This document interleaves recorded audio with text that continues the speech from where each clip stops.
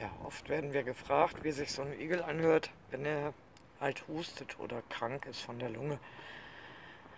Das hier, das ist der Eggi. Dem geht es eigentlich schon wieder ganz gut. Der hatte Lungenwürmer, aber er hat noch Lungengeräusche.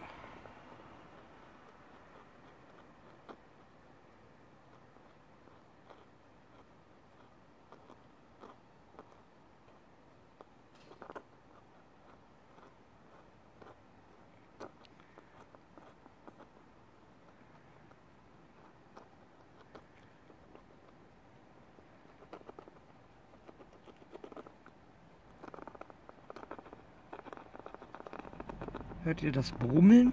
Das ist so die nachfolgenden Symptome, die meistens bleiben nach so einer Entwurmung von Lungenwürmern.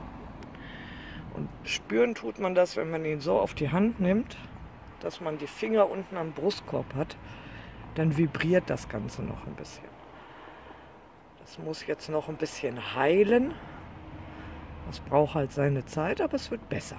Also im Ruhezustand hört man es bei ihm kaum noch, nur noch wenn er aufgeregt ist.